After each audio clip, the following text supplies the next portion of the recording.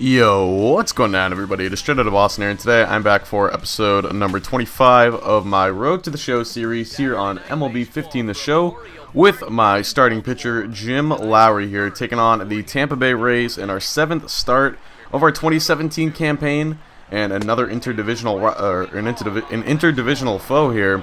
And we start things up pretty nicely with a strikeout of James Loney to get things going here in the top half of the first, but now we're in the top of the second. A 2-2 count to John Jay, so he's going to ground this one to the first baseman Davis, who goes to the backhand, then he flips it on to Lowry, covering the bag in time for the second out of the inning. So 5 up, 5 down so far for Big Jim. Now batter number 6, it's Dayron Varuna, and he's going to nibble this one just in front of the mound there. Lowry comes off of it, makes the play, fires to first in time. And we are through to now into the third. It's Desmond Jennings. He's going to poke one into left field for a base hit. That's going to put 2 men on now with 2 men down for the next batter. So a good scoring opportunity here for Tampa Bay. It's James Loney. He's already struck out once today behind 0-2. Sort of pops this one up, breaks the bat. It's out of the reach of Lowry, and by the time he gets it, Davis not even covering first base. So a pretty unlucky play right there for Lowry. But then it's Evan Longoria, and Longoria is going to go down swinging on the wipeout slider, second K of the day for Jim, and he gets out of the bases loaded jam. So now we're in the top of the fourth. Jaso up,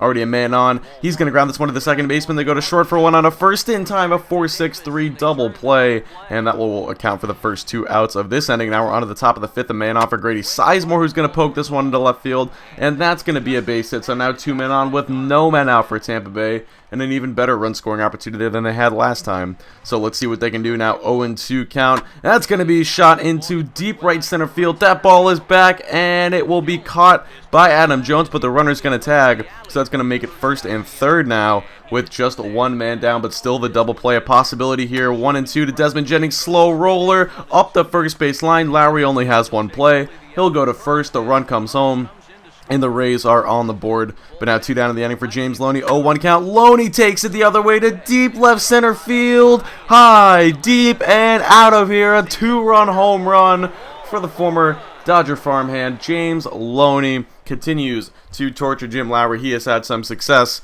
off of the young righty so far in his young career, but Loney, I should say, with the 2-run bomb. Now it's a 3-0 game. Tampa on top. Longoria up. Longoria pokes this one the other way, deep to right field in foul territory. And check out the right fielder, J.D. Amoros, disappearing into the corner over there. That's kind of part of the funky design there in Baltimore with Camden Yards. It's that little right field corner that's in foul territory guys sort of disappear into sometimes. This one is just some bad luck right here, and man, MLB 15 has got to change that next year where the camera angle switches so quickly because you can never run in the right direction. I should have had a play on that one, but instead the camera angle switched and I didn't account for it. So then there, that 0-2 changeup's in the dirt, so now the runner's going to advance up to second with 1 man out for Dayron Varuna. He's going to go down in the changeup. That one, not even great location on that pitch, just a good change of speeds. So 2 down now. It's Asdrubal Cabrera at the plate, and he's going to shoot this one the other way into left field. That's going to get down. Here comes the runner around third. He will score, and the Rays now have a 4-3 lead. They retake the lead here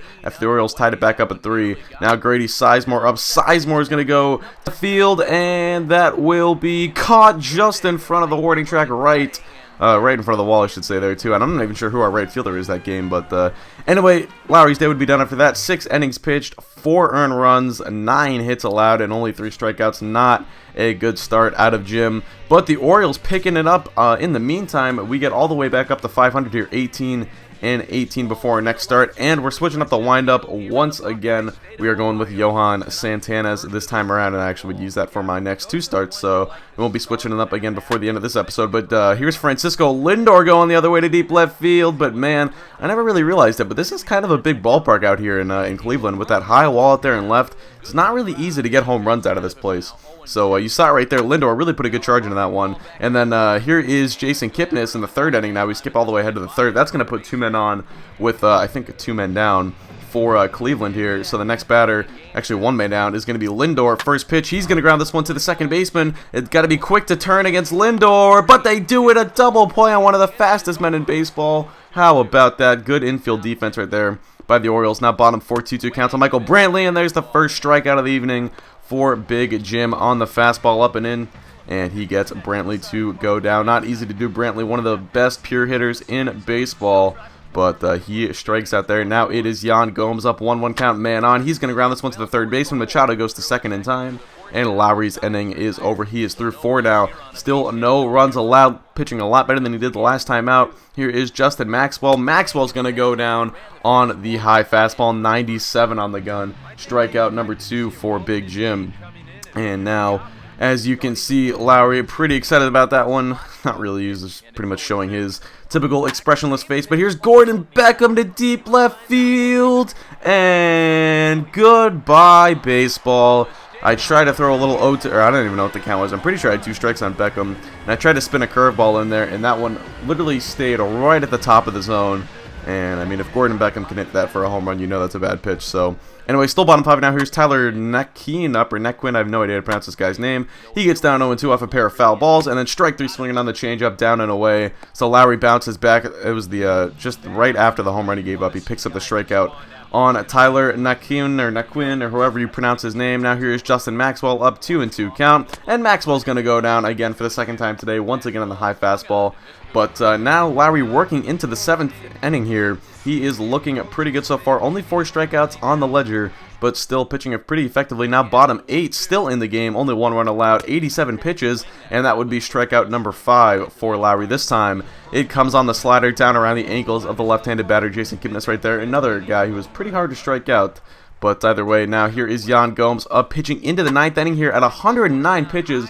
No idea why Buck Showalter's leaving us in this game, but apparently he wants us to get our first career complete game. And now we're just 1 out away after that fly out from Yan Gomes. It's going to be Justin Maxwell, pitch number 114. That's going to be grounded to the second baseman. Throw on to first in time, and there you have it. Jim Lowry with his first career complete game. So how about that? Showalter had worked pretty hard to get his young starter a complete game before. If you guys remember, a couple times we've been left into the 9th inning with 100 plus, 110 plus pitches, and it had never worked out before. We'd always allowed a couple hits in the 9th that got pulled, but this time around we get it done. So there you go, the final stat line: 9 innings pitched, 8 hits, 1 earned run, 5 strikeouts, no walks. Again, not a lot of strikeouts, but got the job done either way. Pitched pretty effectively, if I do say so myself. And take a look at the player of the game highlights. You're going to see some of Jim's strikeouts here. Of course, you're not really, well, I guess you're seeing that one, and for the most part, you're just seeing Lowry actually pitch them, but still pretty cool there. And yeah, that would do it. So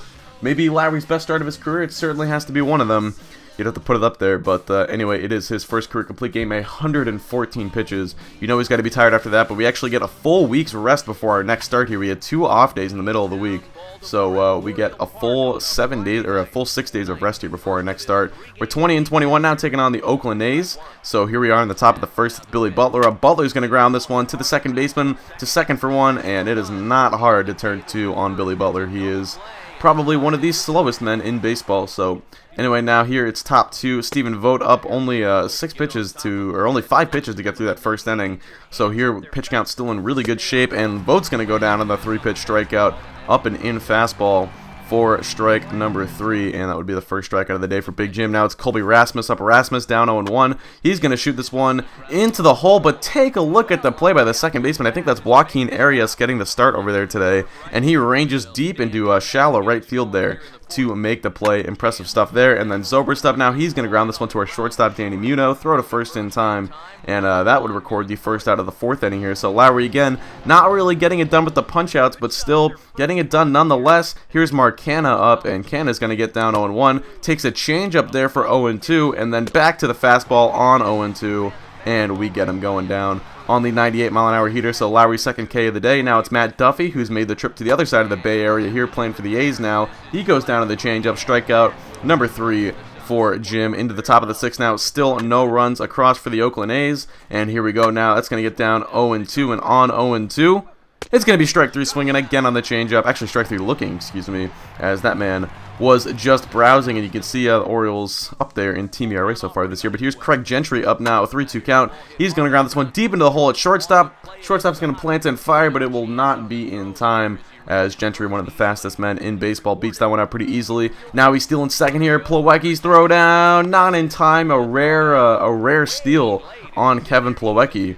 So now it's going to be Billy Butler up after Zobrist moved him over to third. Butler's going to shoot this one into right field. That's going to score Gentry, and the A's are on the board with their first run of the day on the RBI base knock from Billy Butler. Country breakfast there. Getting it done now. Max Muncy up here starting things off in the top of the 7th. Lowry still going strong. Pitch count in really good shape.